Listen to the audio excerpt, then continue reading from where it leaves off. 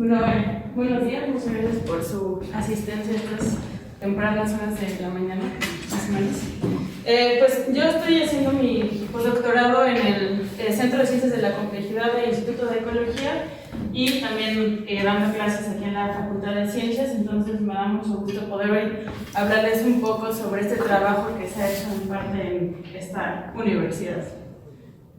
Entonces, pues voy a empezar con una introducción donde les voy a hablar un poco por qué modelar enfermedades epiteliales complejas, cuál es la importancia, etcétera, y les voy a dar una breve perspectiva sobre nuestros proyectos.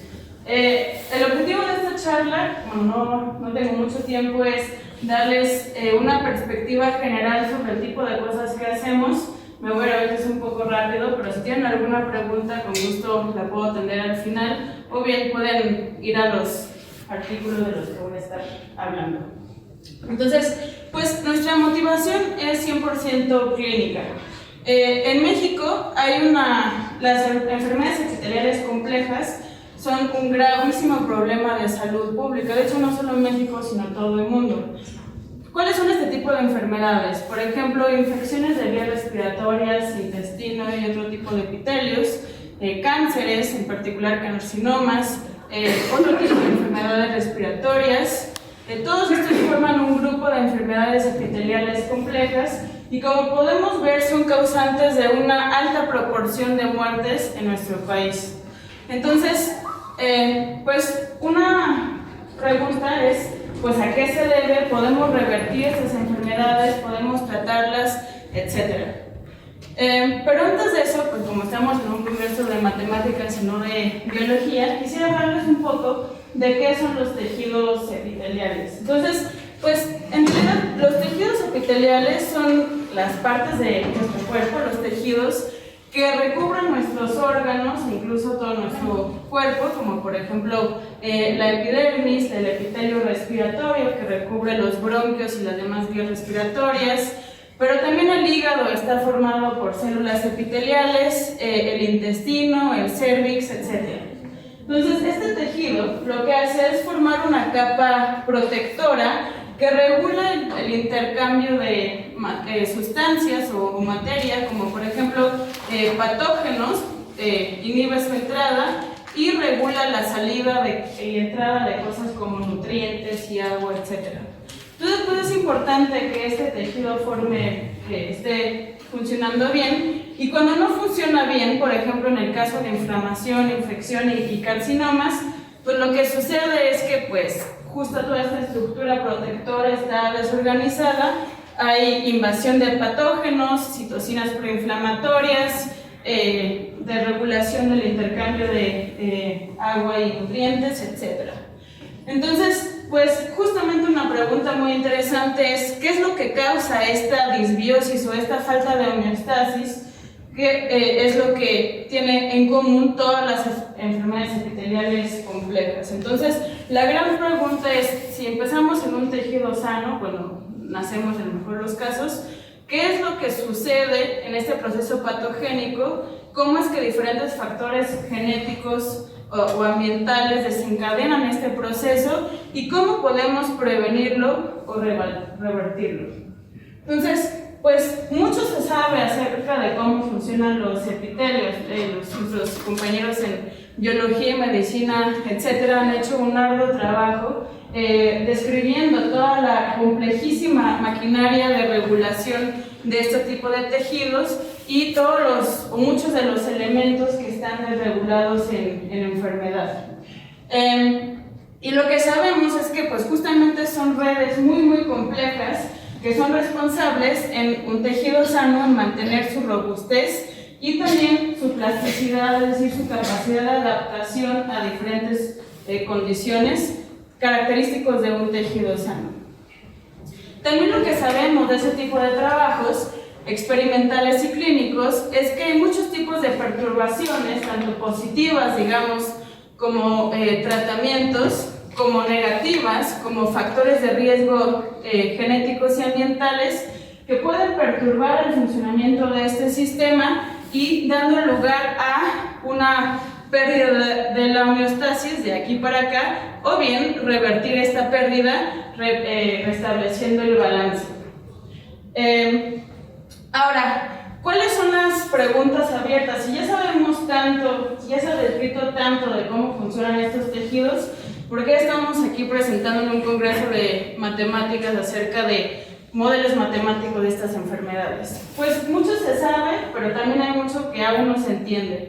En particular, no sabemos cómo estas perturbaciones actúan, es decir, cuáles son sus mecanismos de acción. No sabemos cuánto se requieren, es decir, cuáles son sus dosis mínimas y en qué combinaciones pueden ser efectivas, tanto para desencadenar una perturbación patogénica como para revertirla o bien prevenirla.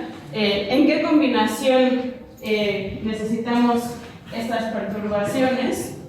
Esto es importante porque muchas veces tenemos sinergismo o antagonismo entre estos diferentes factores de riesgo o bien tratamientos, y bien cuándo son efectivos.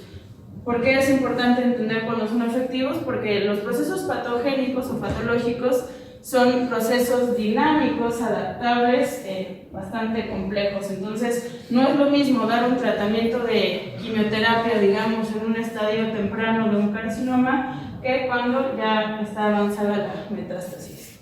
Entonces, pues estas son exactamente las preguntas que queremos abordar nosotros, porque pensamos que dar respuesta a ellas pues va a permitir mejorar la salud pública de alguna manera, porque nos va a permitir contribuir al entendimiento de las causas y de los tratamientos de estas enfermedades. Entonces, si nos fijamos, pues en realidad estas preguntas de cuánto, en qué combinación, etcétera, pues nos pueden recordar un poco a lo que hacen ahora nuestros compañeros ingenieros en intentar controlar, por ejemplo, maquinaria compleja como por ejemplo un avión. Se trata de problemas de optimización, de cuantificación, etcétera, y justo con el objetivo de entender justamente la plasticidad y la robustez de este sistema. Entonces, ¿por qué no utilizar las herramientas que han sido desarrolladas ya por tanto tiempo, en particular de sistemas dinámicos y control, para justamente abordar este problema desde una perspectiva cuantitativa, dinámica y sistémica que se requiere para dar solución? Entonces, pues, la biología de sistemas justamente intenta esto.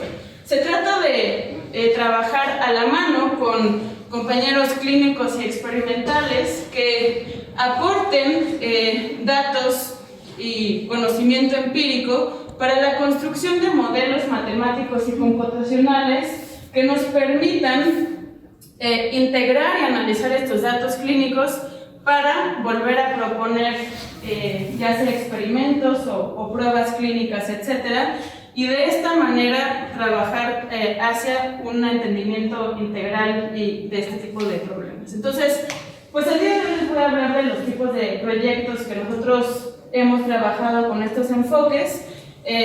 Pues sobre todo me voy a enfocar en la dermatitis atópica porque tenemos poco tiempo y hay bastante que decir sobre esto, pero también hemos trabajado, lo voy a tocar brevemente, otras enfermedades epiteliales complejas como por ejemplo el asma, la neumonía, el carcinoma hepatocelular y la psoriasis. Aquí pongo las publicaciones sobre las cuales voy a hablar y si les interesa pueden consultarlo más adelante. Entonces, pues empezamos por la dermatitis atópica. Como les decía hace unas diapositivas, la biología de sistemas se dedica a utilizar metodologías clínicas, experimentales y también computacionales y matemáticas para abordar problemas biológicos. Entonces, pues se trata de grupos interdisciplinares con los que trabajamos para abordar este tipo de problemáticas y en particular para analizar la dermatitis atópica, pues hemos trabajado con gente en Imperial College haciendo modelos matemáticos, con colaboradores clínicos en Dublín y con colaboradores experimentales en Japón. Y ha sido absolutamente indispensable la presencia de cada uno de estos investigadores para llegar a las conclusiones que en unos momentos les voy a presentar. Entonces, pues dermatitis atópica, ¿qué es? Pues muy brevemente es una enfermedad muchas veces alérgica, no siempre, aunque su nombre así lo indique, que afecta la piel y se caracteriza por inflamación y resequedad. Es una enfermedad muy común que afecta sobre todo a la población pediátrica y además de eso es importante porque conforma el primer paso en algo que se llama marcha atópica. Es decir, que gente que sufre de dermatitis atópica es muy probable o más probable que pueda desarrollar otro tipo de enfermedades atópicas como por ejemplo asma, rinitis alérgica o intolerancia a muchos alimentos. ¿Cuál es el problema con esta enfermedad? Pues que los tratamientos que ahora existen son subóptimos en el sentido de que solamente son paliativos y presentan muchos efectos secundarios. Por ejemplo, se utilizan muchos corticosteroides que pueden causar atrofia del tejido y otro tipo de complicaciones que seguro, lamentablemente, muchos de nosotros conocemos. Entonces, pues, ¿cuáles son los retos? ¿Por qué el tratamiento sigue siendo subóptimo y por qué necesitamos modelos matemáticos para abordar este problema? Bueno, entre otras cosas, tenemos un amplio espectro de fenotipos. No podemos decir que nada más hay un tipo de dermatitis atópica, sino hay varios. Entonces hay una heterogeneidad de pacientes, hay muchos posibles factores de riesgo, no solo uno, hay un empeoramiento gradual de la enfermedad. Entonces, pues, con todo esto junto, podríamos decir que es una enfermedad epitelial compleja, emblemática, digamos, porque tiene todas las características, como en su caso más extremo, digamos, el cáncer de múltiples factores de riesgo, espectro fenotípico y empeoramiento gradual, pero pues en una escala pues un poco menos letal. Entonces, pues para nosotros esto fue una gran motivación y además la hija de mi asesora de aquel entonces pues sufrió de esta enfermedad, entonces pues habría que intentar encontrar la cura. Entonces, ¿qué es lo que hicimos? Lo primero que hicimos fue un modelo matemático en el cual integramos una gran cantidad de datos experimentales y clínicos. Este modelo matemático, pues primero lo que hacemos siempre es un dibujito para poder hablar con nuestros colaboradores y colegas, donde representamos todas las complejas interacciones entre células de la piel, patógenos, células del sistema inmune, etcétera, que están conjuntamente orquestando la respuesta de la epidermis a estímulos ambientales. Y lo que queremos entender es pues, cuál es el efecto de factores de riesgo conocidos en la dermatitis atópica en el funcionamiento de este sistema. Entonces lo que hacemos es pues, dos saltos, básicamente, traducir de datos experimentales y clínicos a una caricatura. Después de esta caricatura lo representamos en un modelo matemático, en este caso se trata de un sistema de ecuaciones diferenciales híbrido, es decir, con dos escalas temporales para poder analizar conjuntamente variables lentas como las células y rápidas como las biomoléculas. Y después, bueno, un salto más que aquí no muestro, que es la implementación computacional, que como algunos alumnos saben, a veces no es tan trivial. Entonces, y ahora, ya tenemos este modelo y ahora ¿qué hacemos con él? Pues la primera pregunta es intentar caracterizar el efecto de los factores de riesgo más conocidos en dermatitis atópica. En este caso son dos factores genéticos, que es una respuesta inmune debilitada, que puede ser causada por polimorfismos o alteraciones o mutaciones, y bien una permeabilidad de la piel también debilitada, causada por alteraciones en la expresión de componentes de la epidermis, como por ejemplo la filagrina, a su vez también causados por mutaciones o polimorfismos. Y lo que construimos aquí es un diagrama de bifurcaciones en el que podemos observar cuatro diferentes comportamientos cualitativos.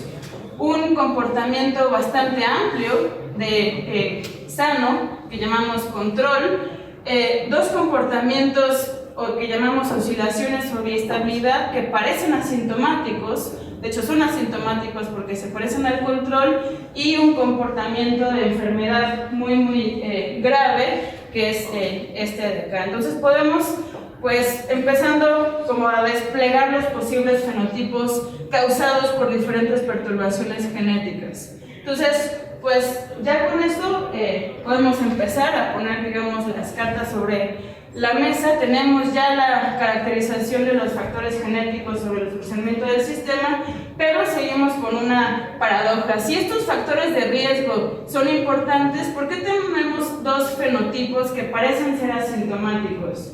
¿Tienen algún efecto sobre la enfermedad o no? Entonces, para responder esa pregunta, nos enfocamos en estos dos fenotipos que solamente cuando tienen factores de riesgo genéticos no parecían presentar síntomas. Y lo que hicimos fue ahora meterle un factor de riesgo más, pero en este caso ambiental. Entonces, lo que observamos es que, bueno, esto lo pongo aquí como en caricatura, que lo que sucede cuando tenemos estos factores de riesgo genéticos es que aumenta dramáticamente la susceptibilidad a perturbaciones ambientales. Entonces podemos imaginarnos esto como si estuviéramos en la cima de una montaña. Aquí tenemos el fenotipo sano y aquí el susceptible con perturbaciones genéticas, pero sin un fenotipo aparente, es decir, son asintomáticos.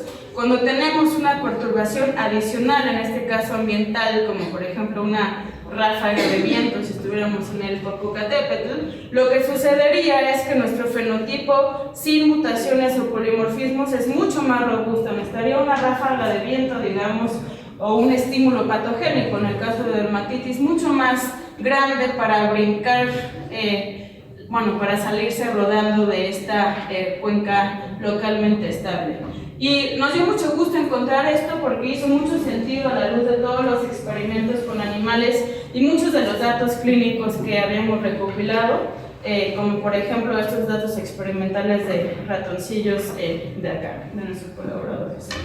Entonces, también con este modelo, pues ya entendimos cuáles son los factores de riesgo genéticos y ambientales, cómo están actuando en sinergismo, cuáles son las diferentes etapas de la enfermedad y cómo se desencadena su progresión. Ahora la gran pregunta es, pues, ¿cómo se revierte esto? ¿Cómo se previene? Entonces, primero lo que hicimos entonces fue modelar un tratamiento muy común, que son los emolientes, y efectivamente vimos que revierte los síntomas, disminuyendo la susceptibilidad a estímulos ambientales, incluso en presencia de perturbaciones genéticas que sabíamos que aumentan su susceptibilidad. Entonces, esto también nos dio mucho gusto porque nos permitió explicar datos clínicos publicados previamente que sugerían de una manera no contundente que los emolientes pueden efectivamente prevenir la dermatitis atópica. Entonces, esto nos muestra que un modelo nos puede dar argumentos, incluso en clínica, para, por ejemplo, untarles vaselina a bebés recién nacidos, en este caso. Además, nuestro modelo nos puede servir para proponer marcadores tempranos cuantitativos que nos pueda decir en un paciente que es asintomático si es susceptible o no, es decir, si requeriría de cuidados o no. ¿Y cómo hacemos esto? Pues utilizamos teoría de catástrofes y observamos que, por ejemplo, previo a una bifurcación, los pacientes presentan cosas que se llaman alentamiento crítico o aumento en su varianza. Entonces, esto también nos dio mucho gusto porque es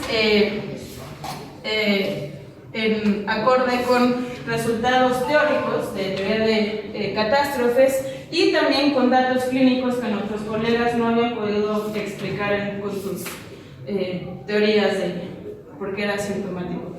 Y bueno, también con este modelo podemos utilizar algoritmos de control óptimo para diseñar tratamientos óptimos, pacientes específicos que utilicen una cantidad mínima de corticosteroides que tienen efectos secundarios negativos y efectivamente reviertan los síntomas del paciente. Entonces, pues esto es nada más un ejemplo de un tipo de tratamiento temporalmente heterogéneo que diseñamos para un paciente con una severidad de dermatitis atópica muy avanzada. Pero también podemos hacer esto de una manera más sistemática, utilizando análisis de bifurcaciones otra vez, y viendo cuál es el efecto de tratamientos combinados ahora, antibióticos y emolientes en este caso, sobre la capacidad de curar, digamos, a cualquiera de los enfermos en nuestro plano de bifurcaciones iniciales con diferentes combinaciones de factores genéticos.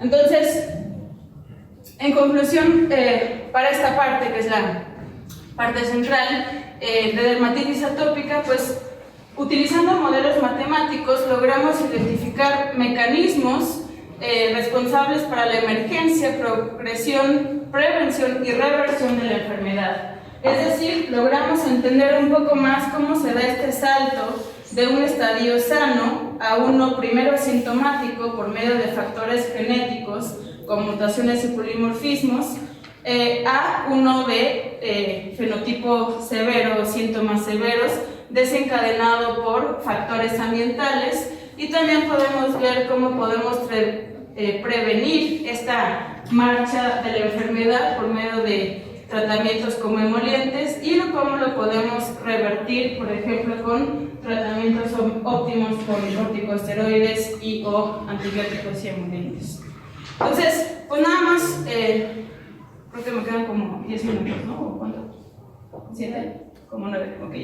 Muy bien. Entonces, pues les quisiera hablar muy brevemente de otros 3 ejemplos para que vean que este tipo de modelaje no es obviamente específico para la dermatitis atópica, sino que puede ser muy generalizable. Entonces, el segundo caso del cual les voy a hablar es la neumonía, que es un proyecto que se hizo enteramente en el Imperial College con un grupo experimental de bacteriología y un grupo teórico en bioingeniería.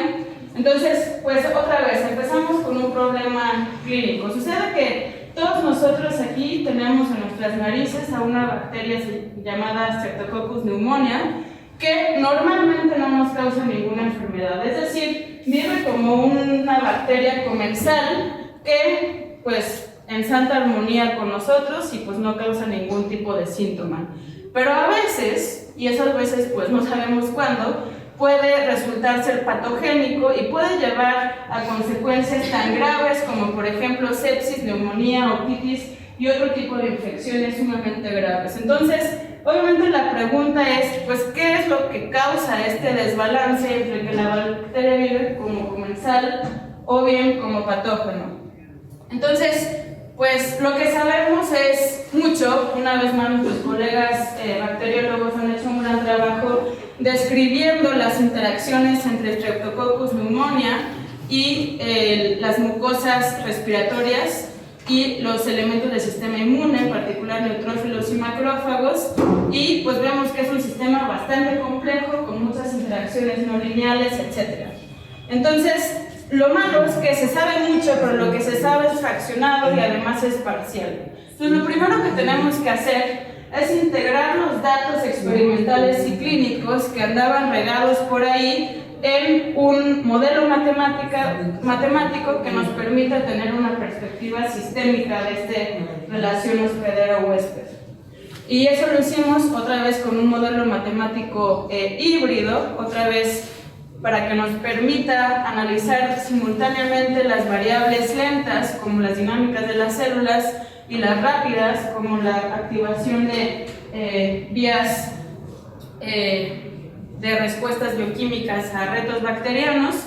Y con esto, pues lo primero que hicimos, y nos dio mucho gusto, fue replicar una gran cantidad de, 13 conjuntos de datos experimentales independientes. Esto nos dio gusto porque nos habla de que los datos experimentales tienen congruencia entre sí, aunque se hayan hecho en laboratorios diferentes, y que podemos efectivamente utilizar nuestro modelo matemático para unificarlos y analizarlos de manera integral. Ahora viene lo divertido, pues igual como el avioncillo, vamos a analizar la relación hospedero-huésped.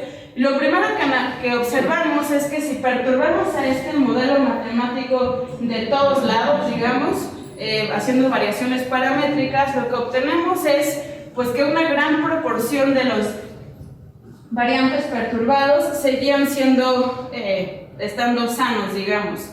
y solo una fracción pequeña presentaba diferentes tipos de patología. Esto nos da gusto porque nos habla de que pues, la mayoría de nosotros no estamos enfermos, aunque vivimos con la bacteria, es decir, que este sistema es bastante robusto a diferentes tipos de perturbaciones.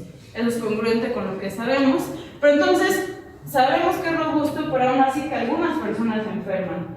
Ahora, ¿qué es lo que causa esta disbiosis? Podemos hacer un análisis de sensibilidad paramétrica para preguntarnos de manera más formal esta pregunta y podemos efectivamente detectar aquellos parámetros que cuando cambian son responsables de una disbiosis. Aquí, por ejemplo, entra la capacidad de carga o la permeabilidad de las células que están en contacto con bacterias. Entonces, pues esto también nos da bastante información clínica porque tenemos candidatos importantes para investigar más a detalle en laboratorio. Además, también podemos hacer predicciones cuantitativas, como por ejemplo, si un animal enferma después de un reto bacteriano, ¿en cuánto tiempo va a morir? Aquí nuestro modelo predijo antes de ver estos datos experimentales que morían la mayoría en menos de 2 días, morían pocos, pero si morían rápido, y efectivamente es lo que se observa en datos experimentales. Entonces esto nos ofrece una explicación a observaciones clínicas o experimentales previamente hechas, en este caso experimentales porque son retos con ratoncillos. Y bueno, una vez más podemos usar el modelo para encontrar estrategias óptimas para prevenir disbiosis en aquellos ratoncillos, en este caso, que son propensos a desarrollar sepsis y, como vimos, morir rápidamente. Entonces, podemos igual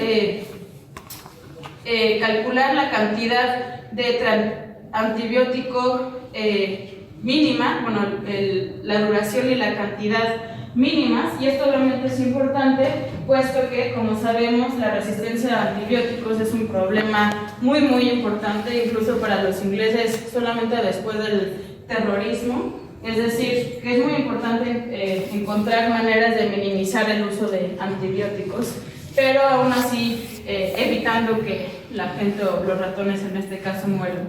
Lo mismo hicimos para revertir infecciones, igual, algoritmos de optimización para calcular tratamientos mínimos con dosis y duración mínimas.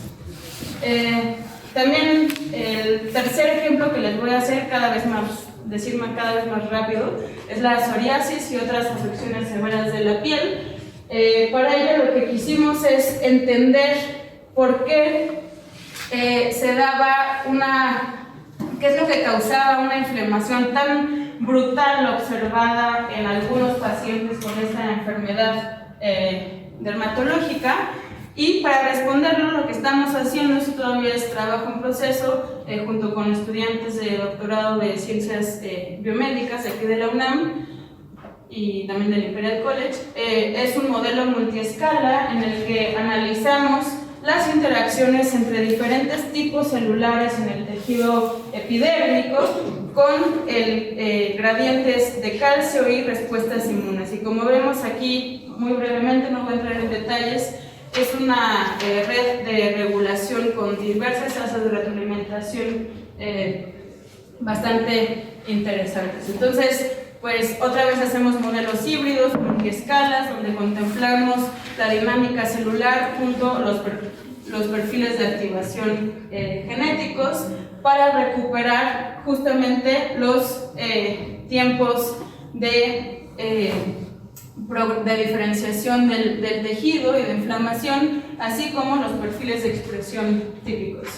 Y finalmente, esto es también muy brevemente, estamos ahora trabajando con modelos de carcinoma hepatocelular junto con un estudiante de, ojalá, la maestría en ciencias biológicas, y pues esto es porque el carcinoma hepatocelular pues es un problema de salud muy grave debido a que cuando se diagnostica ya está en estadios muy avanzados. Entonces lo que estamos haciendo es modelos matemáticos para justamente entender los mecanismos del brinco entre estadios preclínicos o todavía tratables a desarrollo de metástasis. Y lo que observamos con modelos matemáticos es confirmamos datos experimentales que nos sugieren que ambientes fibróticos, característicos por ejemplo de hígados con cirrosis, efectivamente, perdón por irme aquí tan rápido,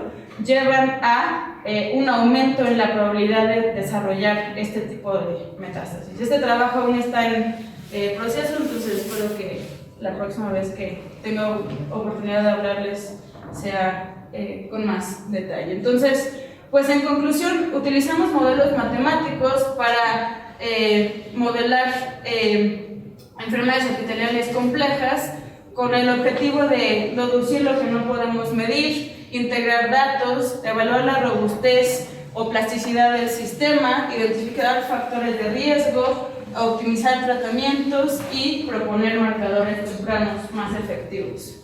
Y con ello, pues justamente pensamos que la biología de sistemas puede servir para entender y prevenir la emergencia y progresión de este tipo de enfermedades y con ello modular trayectorias patológicas de una manera un poco más racional. Y bueno, quiero agradecer a muchas de las personas con las que he trabajado en estos proyectos y a ustedes por su atención. Si tienen...